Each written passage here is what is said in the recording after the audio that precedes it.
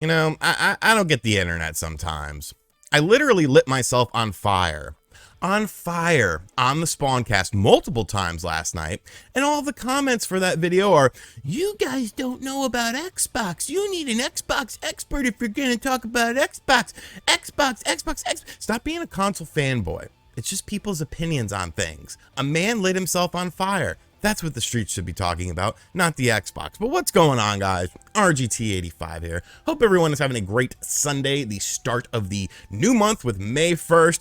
And originally, I was going to do a review of my racing setup cockpit thing that I bought, the best value for under $500, question mark. However, I need a little bit more time with it. And there's actually something I want to talk about that's been going on recently. Essentially, some updates to some Nintendo Switch games we don't know about yet, that actually haven't been fully unveiled, all that sort of fun stuff. So if this is your first time on the channel, be sure to hit that subscribe button, like, comment, and share the video around if you really enjoyed it. Maybe I'll light myself on fire on the main channel one day for you guys, as long as you don't bitch about Xbox in the comments. However, without any further ado, let's get into the meat of our topic. So 2022 has been an interesting year for Nintendo because we've actually had two games delayed by Nintendo themselves, and then we had one game get moved up. Of course, the two delayed games were Advance Wars 1 and 2 Reboot Camp, which, I mean, it's done. It's sitting there. It should have came out in December. I think, you know, they should have targeted that a little bit harder, especially with the real world stuff that is going on. Alas, though, they're definitely sitting on that game because they don't want to release a game about a war when, I mean, there's a pretty sizable war going on right now. And then, of course, The Legend of Zelda Breath of the Wild 2. That seemed like a game a lot of people were anticipating for 2022. Nintendo was anticipating it themselves. Of course, that got delayed because they need more time. We really haven't seen a whole bunch from that game, so I guess it shouldn't be a huge surprise that that game got delayed, but it is a bit disheartening. It is a bit of a letdown because that looked like a big game for this year.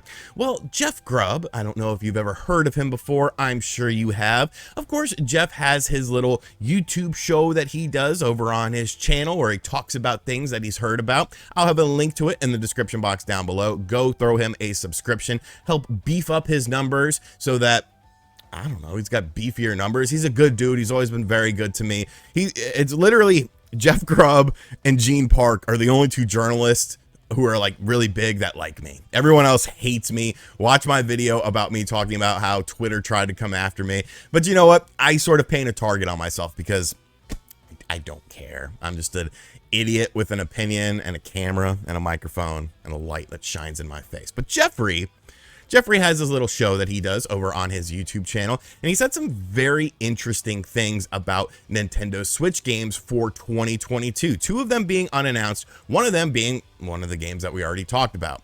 Now, the first game we're going to talk about is Advance Wars 1 and 2 Reboot Camp, because the general consensus on this game is, when the hell is it releasing? Like, you know, this conflict doesn't seem to be really, you know, slowing down anytime soon. Hopefully it does for both people in the Russia and Ukraine regions and, you know, really worldwide, because it's obviously a worldwide thing. But when is Nintendo going to feel it's the right time to release this game, especially if this is something that lingers on for a longer time frame? Well, Jeff in his show, in his latest show, did say that he felt that this game was going to come out this December, because by then hopefully things will have died down, and even if not, it's been a year since the original release announcement of this game, because I believe it was supposed to come out on December 3rd of 2021. So Jeff is confident that he feels that that game will release in this December. And I gotta be real, you know, from a selfish perspective, that would be disappointing to me because I want to play this damn game. Like, I am a fan of Advance Wars games. I played them on the Game Boy. I think this looks really cool. The inclusion of online stuff is going to make it really fun. And like, I definitely understand and am sympathetic and empathetic towards them delaying the game because of what's happening in the world. But from a very selfish perspective, I do wish that it comes out sooner. You know, maybe they can slot it for a fall release or something. I mean, really, at the end of the day, the game is done. And unfortunately, because of these delays, I feel like the game is just going to get screwed over. Like, it'll sell decently, you know, it'll at least hit a milli, but I think this could have been a little bit better, especially during a downtime for the Switch as far as new releases are concerned. And then just to get delayed twice, and now it's just up in the air, and Nintendo's pretty much going to have to do a very quick turnaround whenever they decide to release this game. Like, are you going to hype it up a bunch once again? Have you added in anything else? So, you know, this game is kind of doomed.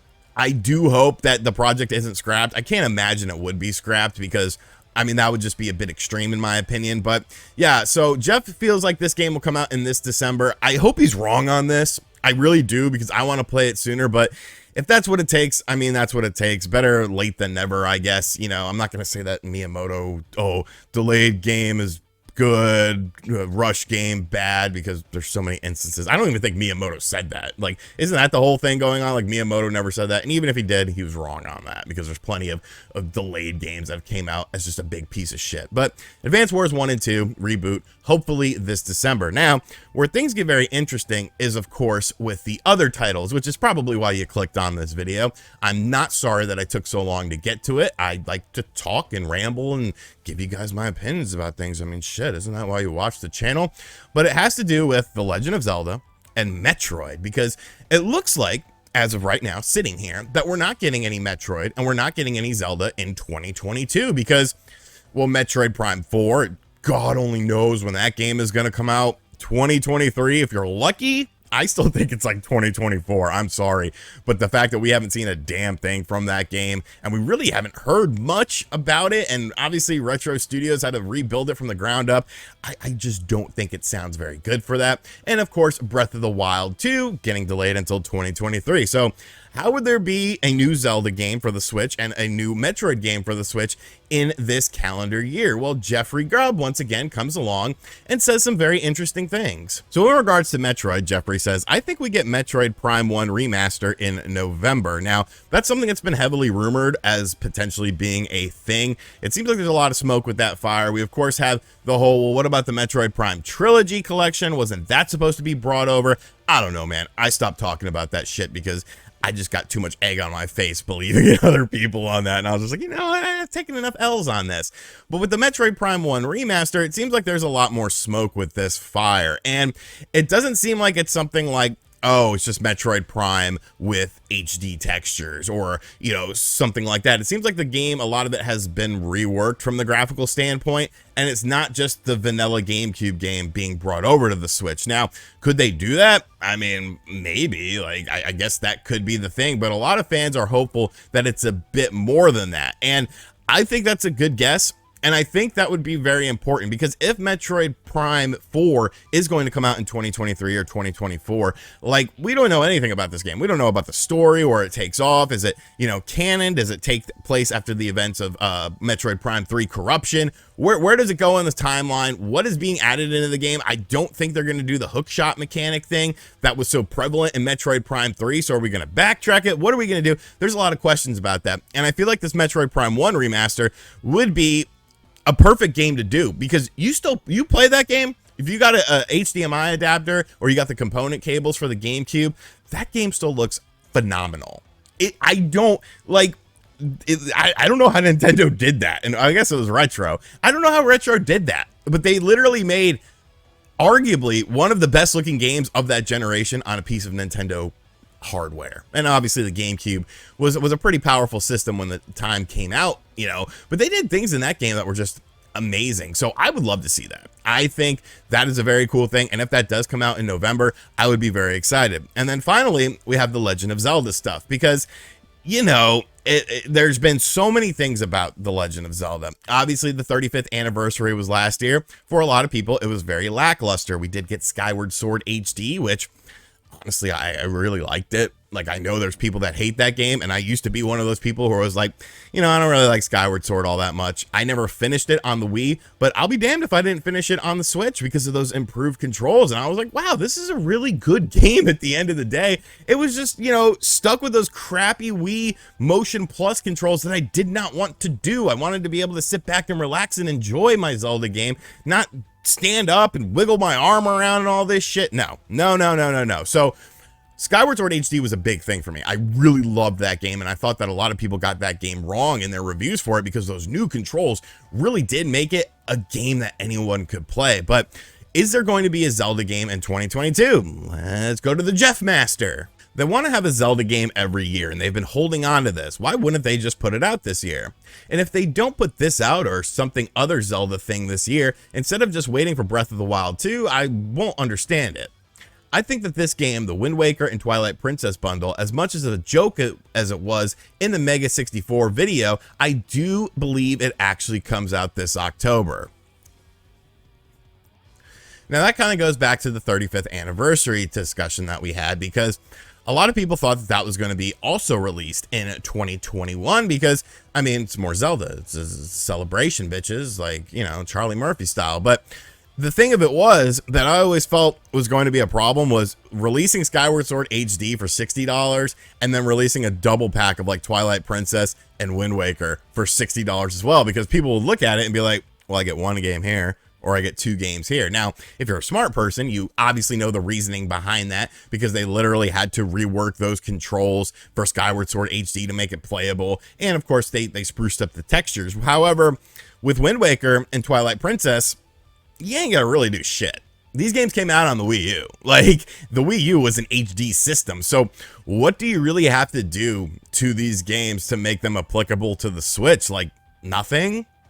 Like, I can't think of anything really, because it's not like they're going to add in new content. It'll probably just be ports of the Wii U versions brought over to the Switch, and I don't think people would mind that because they get to play these games on a new platform. There's nothing wrong with playing old games on a new platform, especially when you haven't played these games in a long time. I don't know about you, but I haven't played Wind Waker in ages. I haven't played Twilight Princess in ages, literally since the Wii U, so I would love to revisit these games, as Twilight Princess is honestly one of my favorite Zelda games of all time. And then we go back to that mantra that we talked about of them wanting to release a Zelda game every year for the Nintendo Switch. And I mean, let's be real, they have released a Zelda game every year for the Nintendo Switch, whether they are ports, whether they are, you know, Zelda influenced games like Hyrule Warriors, or whether they are remakes like Link's Awakening. You know, they've definitely been keeping with that mantra on the Switch because Zelda's a cash cow right now. And as of right now, you know, starting at the month of May, we don't know of any Zelda games. So would that make sense? Could that be something that they announce at the June Nintendo Direct? I don't know. I definitely am one person who believes in Jeff Grubb. You know, Jeff has told me things off the record that I definitely, you know, thought were accurate, and then they ended up becoming accurate. So whenever people, and it's not just general things, that's one thing that a lot of people don't understand with like insiders and leakers. Any jackass can sit there and give you a general thing, you know, oh, well, you know, there's probably going to be a Nintendo event in the month of June, and then when there is one, they're like, oh, look at me.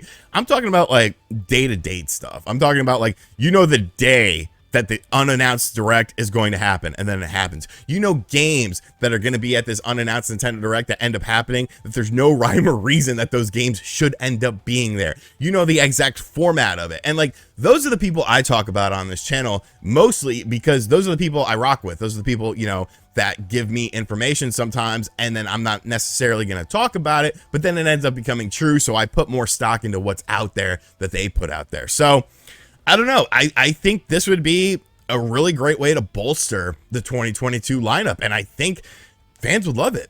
I mean, fans would love it. Please put some online multiplayer in Metroid Prime 1, though. Like, Jesus Christ, you need to do something. Like, you need to have some sort of online multiplayer to sort of look at how people are going to want to play Metroid Prime 4 online, because I'm going to assume that has online multiplayer. Christ's sakes, Hunters on the DS had it. But I don't know, very exciting stuff here. I think E3 is going to be a really interesting event, and it'll be interesting to see, you know, just how these rumors and leaks sort of pan out. Like, are we going to see this stuff? What is Nintendo doing in the second half of the year? It's up in the air, but according to Jeff Grubb, those are some things you should expect. So let me know in the comment section down below what you think of all this information. Is it stuff that you believe in? Is it stuff that sounds like a fairy tale to you? And as always, guys, thank you for checking out this video. If you're new to the channel, be sure to hit that subscribe button, like, comment, and share on the video.